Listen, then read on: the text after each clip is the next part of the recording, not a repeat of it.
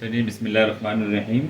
ये स्टैटिस्टिक्स का है आपका क्वेश्चन नंबर 6। ठीक, obtain frequency table with discrete classes and relative frequencies।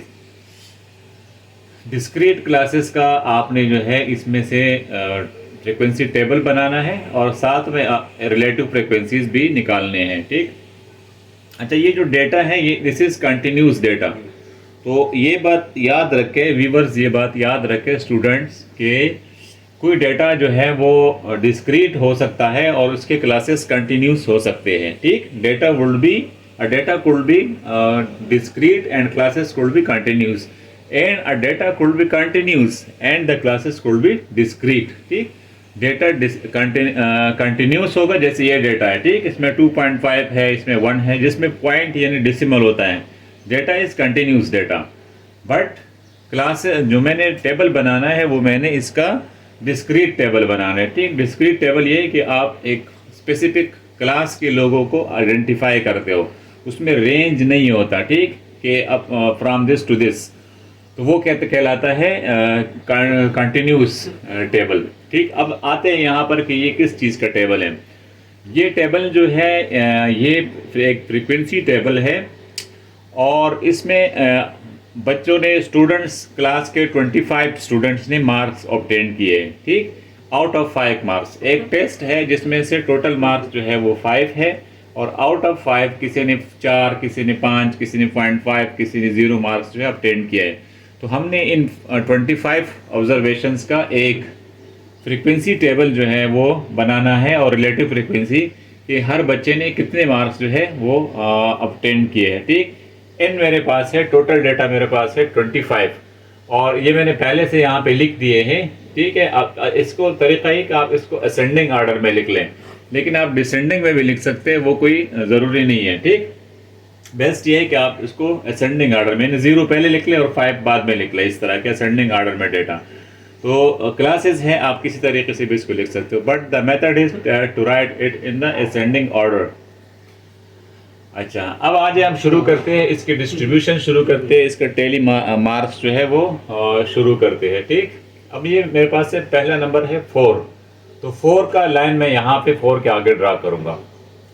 अच्छा, 0.5 का लाइन मैं यहाँ पे ड्रॉ करूँगा। 0.5 के दूसरा ऑब्जर्वेशन हो गया, इसको मार्क करते जाए साथ में, नहीं तो आप भूल जाओगे कि मैं कहाँ तक पहुँच गया। 4.5 ड्रा अ लाइन हेयर 1। ठीक, यहाँ पे लाइन ड्रा करें 1 और 2.5 के आगे लाइन ड्रा करें 3.5, यहाँ पर 5, यहाँ पर 2.5, यहाँ लाइन ड्रा करें 4, टैली करें यहाँ पे 4 को 4 के साथ 2.5, यहाँ टैली करें 1 को, यहाँ टैली करें 1 के साथ 2 को 2 के साथ टैली करें, this is 2, first observation of 2। 4 को 4 के साथ टैली करें 4 और 3.5 मार्क्स बच्चे ने ऑब्टेन किए, इसको 3.5 में टैली करें। यहाँ पर 0 मार्क्स बच्चे ने ऑब्टेन किए, 0 में जाके इसको टैली करें, फर्स्ट टाइम 0 आया हमारे पास। 3 मार्क्स है, 3 मार्क्स फर्स्ट टाइम आया, यहाँ पे टैली करें। 5 मार्क्स अगेन, यहाँ टैली करें। 1 मार्क है, 1 के साथ टैली करें यहाँ पे। 2 मार्क्स आ रहा है, 2 के साथ टैली करें और एक और 2 आ रहे हैं, उसको भी 2 के साथ टैली करें। ठीक, ये 4.5 को 4.5 के साथ टैली करें। 2.5 यहाँ पर टैली करें, 3 यहाँ पर टैली करें 3 के साथ, 3.5 के साथ, एंड लास्ट वन इज 1.5। आप इसको आखिरी 1.5 के साथ टैली करें। 1.5 यहाँ पे एक ही मेरे पास ऑब्जर्वेशन है। अच्छा, अब मेरा टैली कंप्लीट हो गया, इसमें से कोई ग्रुप भी मेरे पास जो है वो उसमें 5 ऑब्जर्वेशन जो है वो कंप्लीट नहीं हुए, सब 5 से कम है। अब इसकी फ्रीक्वेंसी निकाल ले, ये है 2, 4.5 वाले भी 2, 4 मार्क्स वाले 3, 3.5 वाले भी 3, 3 वाले भी 3 मार्क्स वाले 2, 2.5 मार्क्स वाले 4, 2 मार्क्स वाले 3, 1.5 मार्क्स वाला 1, 1 मार्क वाले 3, 0.5 वाला 1 और 0 मार्क्स वाला भी मेरे पास एक स्टूडेंट मौजूद है। अब यहाँ पे इसका टोटल निकाले, ठीक। टोटल आप n कैपिटल भी लिख सकते हो, n स्मॉल भी लिख सकते हो, ठीक।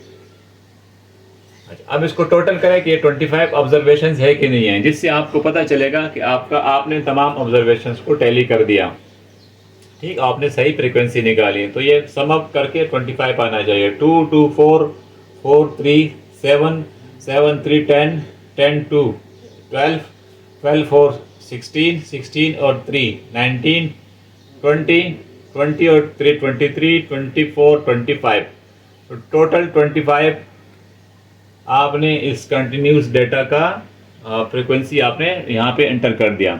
अब अगला ऑप्शन आपके पास है रिलेटिव फ्रीक्वेंसी का। रिलेटिव फ्रीक्वेंसी निकालना है, उसका फार्मूला है F/N। हर एक के सामने F/N लिख ले। 2 डिवाइड बाई 25, ठीक, इज इक्वल टू जो भी आएगा यहाँ लिख देंगे। दोबारा 2/25 यहाँ, फिर 3/25। इस तरह से आप इसको, फिर 3/25 जो आपका ये वाला डेटा है 3.5 वाला, फिर 2/25 ये डेटा, फिर 4/25 ये डेटा, फिर 3/25, फिर 1/25 ये रिलेटिव फ्रीक्वेंसी है, फिर 3/25, फिर 1/25 और आखिर में फिर 1/25, ठीक। अब इसकी वैल्यूज जो है वो आपने यहाँ पर लिखने हैं। तो 2/25 आपके पास आ रहा है 0.08, ठीक है। 0.08 इसकी रिलेटिव फ्रीक्वेंसी है, 0.08। अच्छा, अब ये 2/25 जो है ये इसका रिलेटिव 0.08 है, तो ये भी 0.08 हो गया, 0.08। और यहाँ पर एक मेरे पास 2 डेटा है, तो ये भी हो गया 0.08, ठीक है। सबको कवर कर ले। अच्छा, 3 जो मेरे पास है, जिसमें ऑब्जर्वेशंस में मेरे पास 3 आ रहा है, उसका है 0.12 रिलेटिव फ्रीक्वेंसी। जब मैं इसको डिवाइड करूंगा 3 को 25 पे, तो आंसर आएगा 0.12। तो ये 0.12 आ गया, ये साथ वाला ये भी 0.12 आ गया, ठीक। और ये भी 0.12 आ गया, और यहाँ पर एक और 0.12 आ गया, ठीक। अच्छा, एक और डेटा इसमें मेरे पास है, वो है 4, ठीक है, 4/25।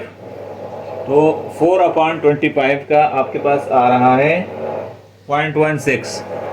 तो यहाँ लिख ले 0.16 इसकी रिलेटिव फ्रीक्वेंसी है। ये एक ऑब्जर्वेशन है आपके पास, 4 जिसने बच्चे ने 4 मार्क्स जो है वो ऑब्टेन किए हैं, ठीक। अच्छा, आगे आपके पास है 1 मार्क वाला। तो जिसने 1 मार्क ऑब्टेन किया, इसका आ रहा है 0.04। तो यहाँ भी 0.014, यहाँ भी 0.014 और यहाँ आखिर में भी 0.014, ठीक।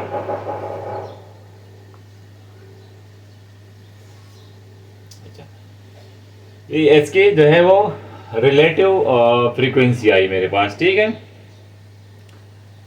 अच्छा, अब आपने ये देखना है कि ये आपके पास कंप्लीट है कि टोटल नंबर ऑफ ऑब्जर्वेशन मेरे पास क्या है, देख ले पे 1 2 3, सॉरी ये जो क्लासेस है 1 2 3 4 5 6 7 8 9 10 11 क्लासेस है। यहाँ पर भी देखे 1 2 3 4 5 6 7 8 9 10 11। तो 11 क्लासेस आपकी कंप्लीट हो गई। जब भी आप इस पूरे डेटा को सम अप करोगे, इसको मैंने सम अप किया हुआ है, तो रिलेटिव फ्रीक्वेंसी का जो टोटल आ रहा है ना, टोटल इसका 1 आएगा। ये कभी भी 1 से ज़्यादा नहीं आएगा, ठीक। तो ये आपका मैंने जो है ये टेबल बना दिया। डिस्क्रीट क्लासेस हमने बनाए कंटिन्यूस डेटा के। तो ये तरीका है फ्रीक्वेंसी टेबल बनाने का, और डिफरेंट फ्रीक्वेंसीज को उसको कोई बहुत बड़े डेटा को आप इस तरह से जो है उसको क्लासिफाई कर सकते हैं, ठीक। Statistics is the branch of science which deals with the classification of data. So frequency tables are जो है ये बेसिकली डेटा की क्लासिफिकेशन के लिए है, ठीक। तो फ्रीक्वेंसीज भी मेरे पास आपके सामने है और रिलेटिव फ्रीक्वेंसी भी सामने है। इतना ही मांगा गया था। उम्मीद है आपको ये वर्क अच्छा लगा होगा, और अच्छा लगे तो उसको लाइक करें और सब्सक्राइब करें। Thank you so much.